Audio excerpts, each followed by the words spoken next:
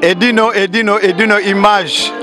Moto aleki na image réalité. Moto pa kokalo na image réalité. Moto pa royame kalo na image réalité. Ata burmani akokate. Panza sango. Suivez www.panzasangoyacongo.com. Panza Sango Congo. Si. Nous Panza Sango Congo. Ils ont Panza Sango partout par là, dans Maï, dans Maboulou, par-ci par-là. Avec qui? Avec l'étoile. Étoile d'amour.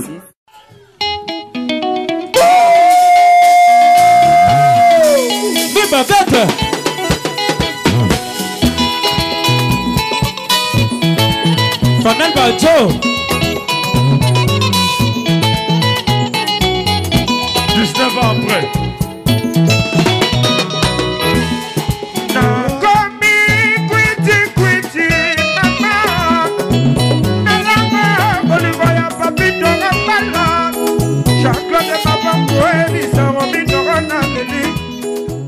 Internaute, Bandegon étoile d'amour, la fille à longue jambe, Ndeka Bomo Nakaka, étoile d'amour à Zana Paris, donc étoile d'amour à Paris, étoile d'amour à Paris, rendez-vous Naja Mouzenga, na porte de Paris, donc na Otokoma, et Stade de France Pesa Moussikate, Azo Vanda na Nova Hotel Oezali na porte de Paris, donc na ye, pour na kangae, pour na to solo la moi moukie, na posé ma question, ma rambele kanamboka, pour na maramba sap. On a ma combattant aussi parce qu'ils ont qui na combattant moi agressé qui na Belgique Babé Masombo agressé qui est na Belgique et tombé peu bien Jamouzenga na Paris à côté dans un rendez-vous na Jamouzenga donc il y a on est au Kangela binoye pour te poser ma question nyonso te ba impression na ye et l'oni yazo kanisa alors bon là dans na kati donc ndeka zaka na edino image pendant ça on a commandé kabimo boyebi donc edino image to kota to kanga Jamouzenga pour te poser ma question na biso. Allez à suivre. Je suis à toi pour toute la vie. Je t'ai donné mon cœur tout entier. Mami lomaka ya loboko ya mwasi et la ti couronne pour l'éternité. Palata ya olo, je suis occupé. Je suis marié à l'Embaracuda. Tes regards sans te toucher, c'est ça mon problème. Tes regards sans te sentir, c'est ça mon souci. Allez Barakuda. Ouais, bonjour. Boni. Ben, ça va. Bien. Ben, ouais, merci Nalingo on dit ma invitation. Donc il y a une question bien opposée, surtout que vous avez place pour vendre pour tout solo là tranquille. Donc toujours un système là. Panza Sango Congo. Si. Nous Panza Sango Congo. Ils ont Panza Sango partout par là, dans Maï, dans Maboulou, par-ci par-là. Avec qui? Avec l'étoile. Étoile d'amour. En direct. Donc, moi, à Bordeaux, c'est la ville, c'est la maca. C'est si longue jambe. Donc, il y a beaucoup de bazou à Bazate. Tangi Masolo Mikolo. Donc, recevez, nous sommes encore Mikolo, nous sommes encore avec étoile, moi à Bordeaux. Eric, moi à Maman Senga, tout ça dans l'étoile. Gros bisous, toutes mes condoléances aussi. Tu as causé à Matanga, donc toutes mes condoléances. Ben, j'aime dire à toi que tu as place de Vanda pour te développer ce sujet de bisous. J'aime dire Boni. Oui, ça va. Étoile d'amour, étoile lova. Si. On a la peine na yoti. Donc na y vraiment pour tout panzanteke, tout panzama pour batubata biso, ba comprendre, ba yoka biso, taka bataya buza rare na kacha monde média. Bataya buza la amika ya ba Naomi Campbell, bataya buza la amika ya ba to ba défilé ba mannequinage, dégâts matériels babi étoile wana ba star. Tozawa.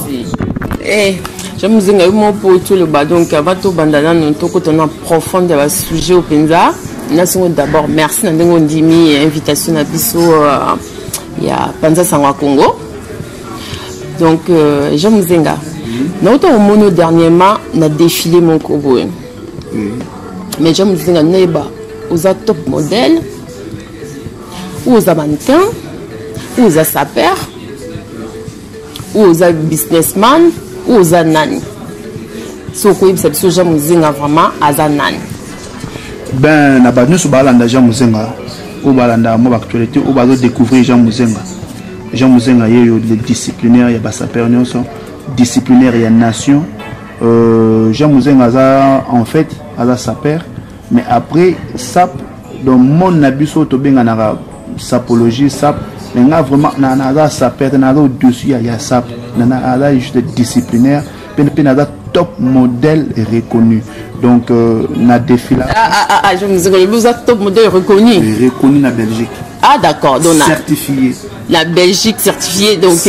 on est capable de reprouver en haut. Bien sûr, bah, image Ezali. Donc, ce qui est dit, une image, colo image. Ako bansele bino ton azoloba ezo leka leka. J'aime keba polémique elle va te l'émission et créer polémique, j'espère vous en avez preuves hein, vous en avez archives, vous allez savoir que vous allez top modèle vraiment confirmé. Oui, vrai, ezate combo que nazu comme on a bambi nga top modèle T. Top modèle reconnu na katia Belgique. Ba image ezali et dit na robo kango. Bref, Jean Muzenga na ba chapeau ebele. Jean Muzenga azali businessman, Jean Muzenga azali mouton de ma sap na niveau supérieur parce que babi sap alléluia sap intelligent sap ya univers sap ya mondialisation mon aura sap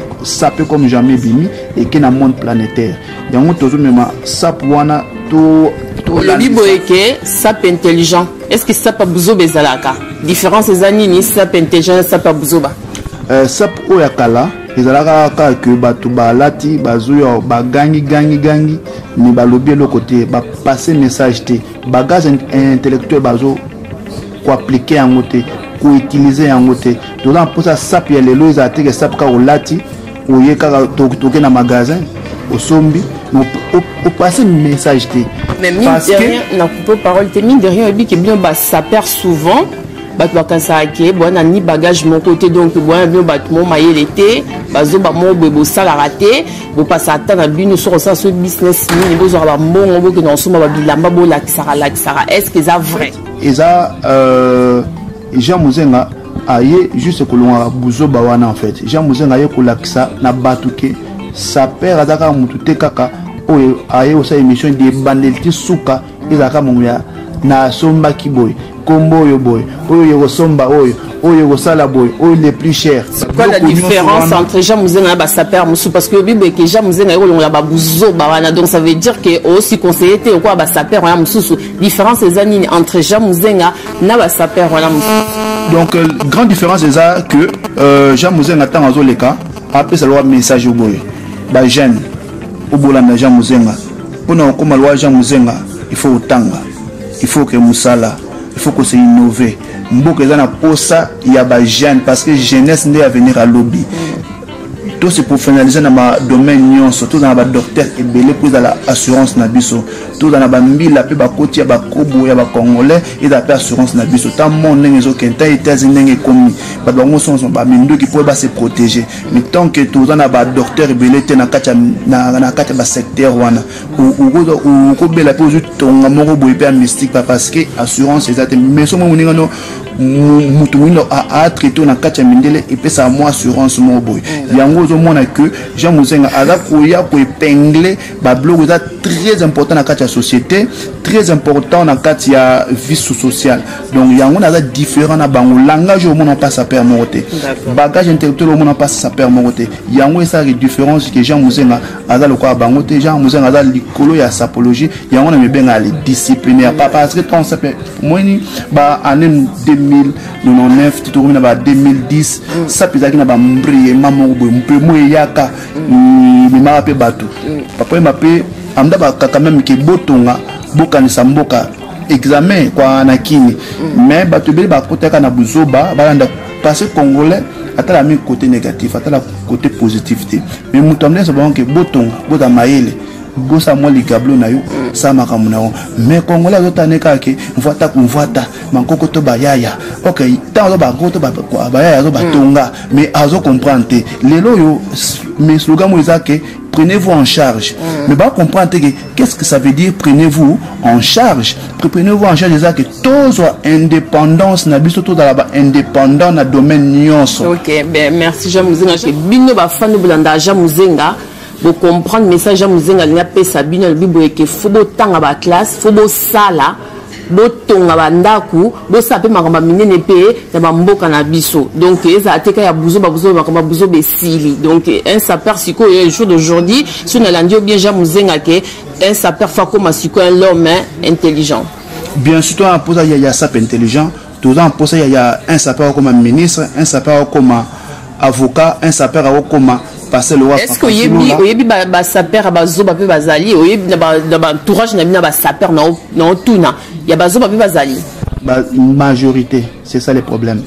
majorité bazabongo donc si telenga kombote ata moko mibale na koki na ya te pona citer kombo mais na za ko interpeller na communauté mobimba il a ka uniquement te pona ba sapeur mais na za sapeur na zo passer message na ba sapeur mais automatiquement na pas dans communauté parce que na sapeur na disciplinaire communautaire na donc disciplinaire donc il y a ba sapeur na communautaire en fait donc Jean Muzenga na été pour natanga oboy mais nazo épingler juste que ba comprendre que tout ça pour ça il y a avancement moko boy quelconque ndenge soulevant oyo tolo baki na lobika ateka ke pona otonga ni kwa na mboka ndeza danger te pour nazo ba mingi pour ba doit comprendre que na mboko to fandi o to résider il faut tout tanga il faut tout ça la formation il faut tout se professionnaliser dans ma domaine nyonso o na bâtiment na ba ni na ba nyonso na électricité na jury na nyonso se professionnaliser pour na avenir ya Congo à lobby. D'accord, merci beaucoup. Le Congo na yo ezate tanto lo ba wa toujours pointer mutu mususu. Donc Jean Muzenga après toi yo tanga mais avant que le ba opesa baninga conseil. Faut yo moko pe oyebisa biso est-ce que Jean Muzenga tanga. Jean Muzenga za na diplôme ninya na poto. Jean Muzenga sala musala ni. O ko opesa baninga conseil, ko opesa baninga conseil pendant que yo moko pe la mususu zo pe na kata ya ba méthode en oti. Jean Muzenga otanga na le bino lika moboye est-ce que yebi que Martin Luther King est attendant ah ben Azaki quand même l'homme sage l'homme intelligent quand même la sagesse ça vient d'où de Dieu donc maintenant non on a une compagnie que Jean Muzenga tanga na été mazal l'homme sage yo na lobini que na lobi boye natanga Jean Muzenga a diplômé na commercial diplôme ya poto ya Afrique ya Afrique natanga na Afrique natanga na poto te na poto to mais pesa biso tanga na Afrique université en haute po ba yeba po esa polémique te kwa na poto to ça juste ba formation pour na se professionnaliser d'accord donc ba formation ya ko complétiser le coup la ba formation ya chef d'entreprise ya gestion d'entreprise vous allez juste ka ko connaître domaine wana il y a commercial mais en même temps tout ça ba formation sous il aura il y a marketing et tout nous sommes dans na katika pona kubisa mayele ndenge nini na komema business est à la planétaire parce que dans la vision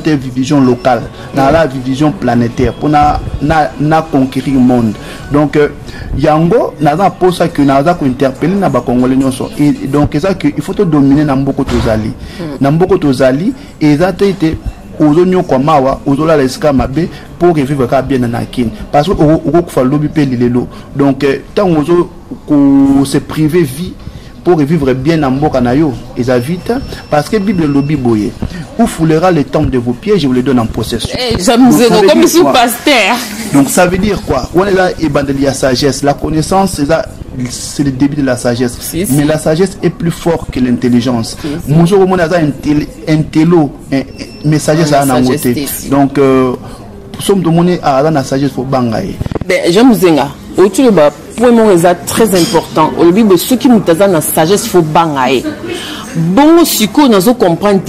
pourquoi kota na délire ya bitumba ya ça plutôt monayo na ba émission mususu pendant que le Bible qui usa l'homme sage mais yo il fallait leur kota qui na milieu il faut ça neti bangote il fallait yo koto pesa bango conseil mais yo moko kota qui pe na buzo ba neti bango eza na sensité makamozo lo ba eza na sensité eza correct parce que eza bizarre le Bible qui usa l'homme sage yo moko qui sagesse son to mono tout na ba émission mususu to mono na ba site mususu na mona qui sagesse santé je me le bini pour ça Kadi Kamalando ayi maramna zoloba. Donc papi mokiki na kati ya London ayi maramna na zo pesela Dédé Matende et Matendesquin Mama CC général de fois on vient à Matumona Djene donc bakolo bamposo bakroko. Donc en fait nana lobani. Donc pour na nikambo question tunela maman na question mo elengi. Bato bala nanga so bayoka bien. Pourquoi na kota na monde sap? Na monde sap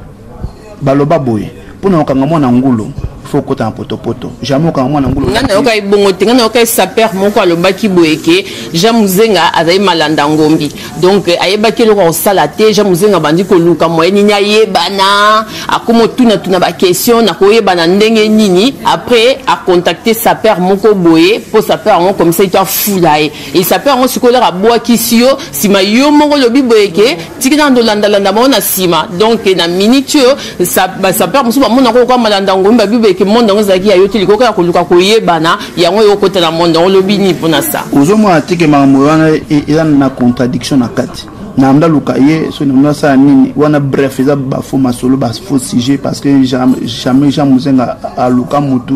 jamais Jamuzenga folama pas musicien moko boy na produit ya musicien te na produit ya musicien na qui pèse musicien lamba benaza nalala na ba studio pour baba ngai donc Jamuzenga aza muto na se valoriser ngamoko on a mukilezo reconnaître valeur nanga par rapport na ba travail nangai donc Jamuzenga na différent par rapport na bango na côté na monde sap parce que buzo bezaki trop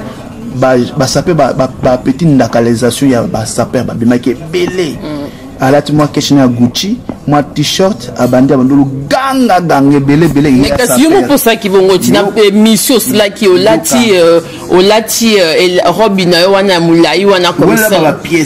olati pièce na wana mulai comme ça et tout obimi peu au bengisi ba confrère na biso pour gangi nini ko critiquer baninga pendant que yo moko pe Jamuzenga pe OK d'accord mais ton la Jamuzenga bien bandeko donc en fait des années donc tant na mona ki ba buzo banyoso wana hein parce que ça peut banana na dan tant basala ki kwa lisumu bazo ba matiti ba mizipi après les titres maman donc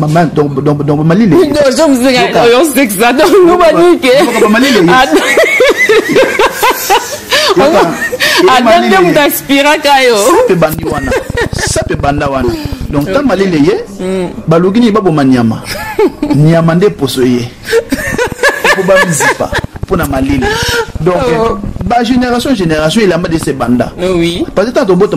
donc to bota mutaou etangu mwana bimaka bazo elo liboso elamba pembe pour bazipaye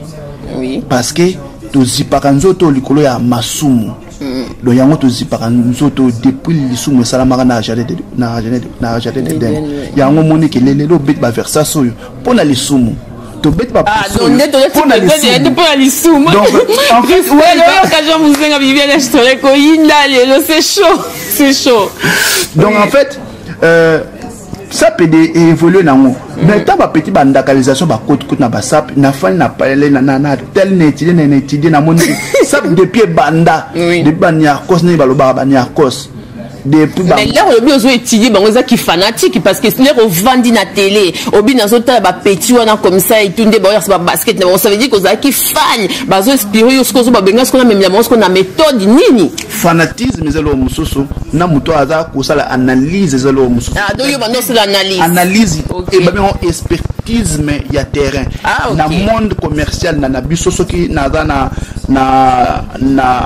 na diamant il faut faire expertise maintenant ceux qui na sala magasin faut faire expertise mais il y a terrain oyo qui sont en fond magasin nanga est-ce que ba client ba mloya mingi donc na sala expertise mais parce que maman sap nanga ko to banda kala mais na mona trop buzoba na mona ke e uzala e udimnenga niveau nanga na niveau sap e udimnenga mais na luka méthode olo ba niveau nini na luka ki méthode makamuna nazolo ba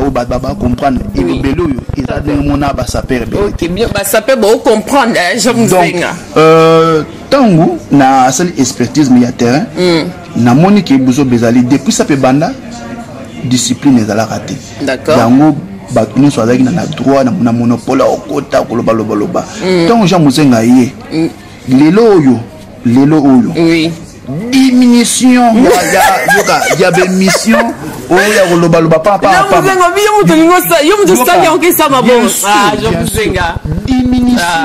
diminution ya mutaya ya soso keshi na ngeyo somba immeuble oyo diminution ya les blousons les plus chers mais Jean Muzenga nini on a danger et comme lelo ba omoke na ba page mais Jean Muzenga peut-être les yo yé et comme on démodé batiki na bango yesko na retard démodé zali ben le monsieur na retard depuis à date bo manzo moi ta zongo sokel solo e buta na da de to bo manzo to Jean Muzenga le bano bini makamo ba veste le blouson le plus cher ici li nyonso do ba koma poale ke na nini na émission azo boula lo banini parce que na même bar très haut donc to défila ba image de défilation ezali to kota ba revi to kiba Monaco mutamdo ngana mo hélicoptère mo amuki mamuni hélicoptère bombarda ba Irak ba Syrie donc yé mo na kati donc autrement que toki na Monaco to lena ba millionnaire to lena ba donc pas millionnaire mais multimillionnaire Jean Muzenga l'air autour ba boyeke ouais monsieur qui hélicoptère à Mukie Jean Muzenga tu balé ouais monsieur qui hélicoptère à Mukie mais yusko no ya munene Jean Muzenga o ciblé nan yebise o ciblé nan na do ciblé mutu te na do ba réalité fait o yesa na kati ya communauté parce que biso to yebika saper moko ka mutazo alwa ki hélicoptère pour kene na Monaco donc pété atuna ne a na été wana do kosane atanga ne ka komo ya Monaco apamba azuneka mwani ne alueneka batourner na confrère na yo